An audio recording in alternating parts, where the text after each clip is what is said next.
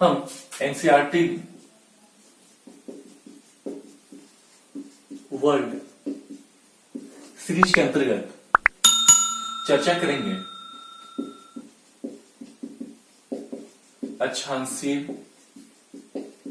और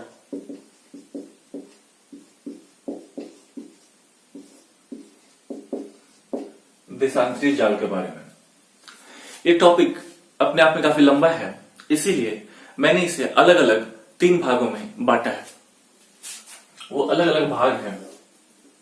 पहला अक्षांशीय और देशांतरीय जाल, दूसरा अक्षांश और तीसरा देशांतर। जो आज का हमारा टॉपिक होगा वो होगा अक्षांशीय और देशांतरीय जाल।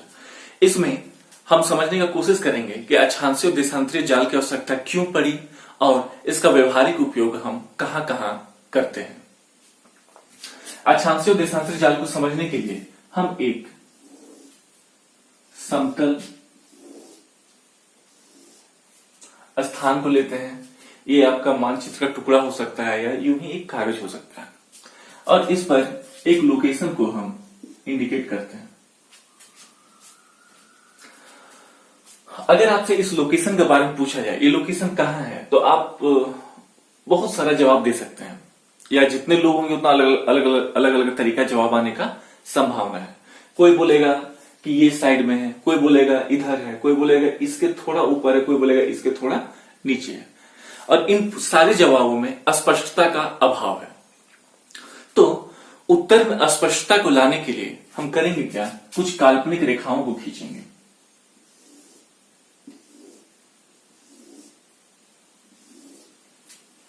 और इन काल्पनिक रेखाओं को एक नाम हम देंगे।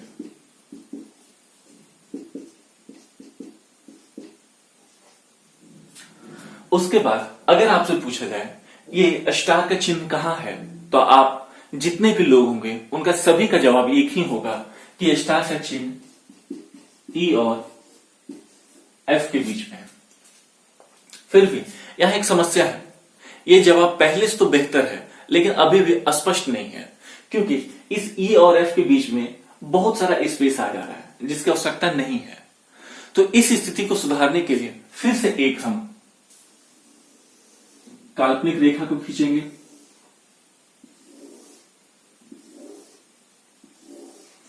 और उसका नाम देंगे 1 2 3 4 5।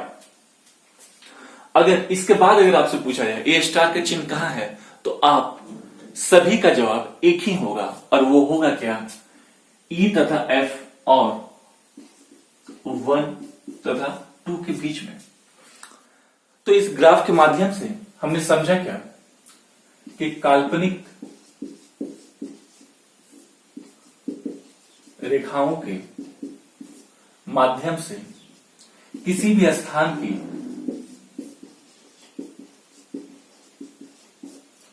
निश्चितता को बतलाया जा सकता है। और ये काल्पनिक रेखाएं 2 प्रकार की होंगी। पहला लंबवत, दूसरा क्षैतिज। जो लंबवत रेखाएं होंगे, जैसे कि यहां पर A B C D E F G है, जबकि क्षैतिज रेखाएं यहां पर 1 2 3 4 5 है, ये है। तो इस चीज को इन काल्पनिक रेखाओं को यदि हम मानचित्र पर खींचें तो किसी भी स्थान की निश्चितता को वो बतलाएगा। और मानचित्र पर जब ये काल्पनिक रेखाएं खींची जाती हैं तो जो लंबवत होती है उसे देशांतर रेखा कहा जाता है, जबकि जो क्षैतिज रेखाएं खींची होती है उसे अक्षांश रेखा कहा जाता है। इन्हीं देशांतर तथा अक्षांश रेखाओं की सहायता से मानचित्र या ग्लोब पर किसी स्थान को या उसकी निश्चितता को दर्शाया जाता है।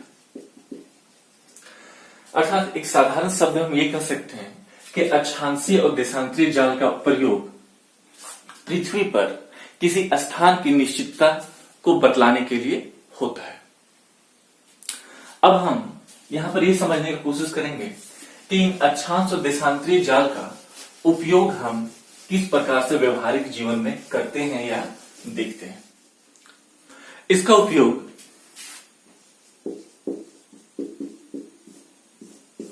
हम कई क्षेत्रों में कर सकते हैं, लेकिन जो प्रमुख उपयोग होता है वो होता है भौगोलिक स्थिति को बतलाने में। और इस भौगोलिक स्थिति की जानकारी को हम अपने आवश्यकता के अनुसार बहुत क्षेत्रों में इस्तेमाल करते हैं। जैसे अगर हमें भौगोलिक स्थिति का पता है तो हम उस क्षेत्र के बारे में मौसम संबंधी,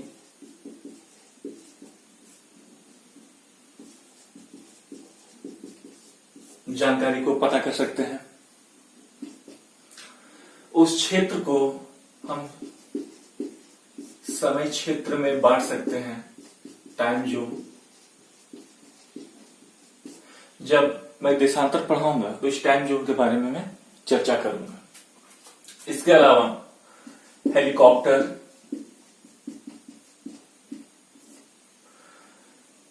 को जमीन पर कैसे उतारा जाता है उसके लिए हम इसका इस्तेमाल कर सकते हैं। पानी जहाज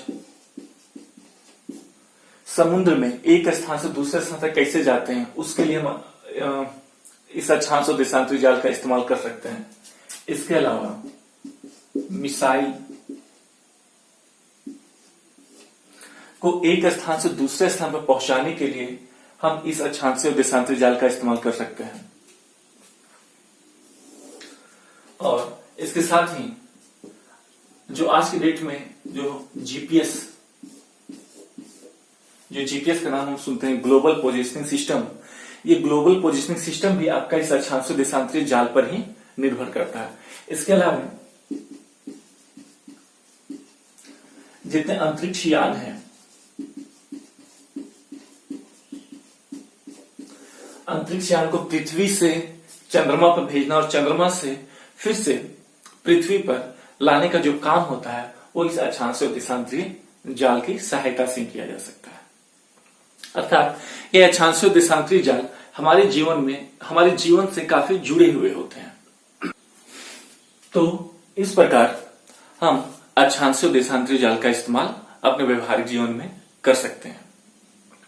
इसी के साथ हमारा ये अक्षांशीय देशांतरी जाल का टॉपिक कंप्लीट होता है और जब हम अगले वीडियो में आएंगे तो अक्षांश और देशांतर के बारे में आपको जानकारी देंगे। धन्यवाद।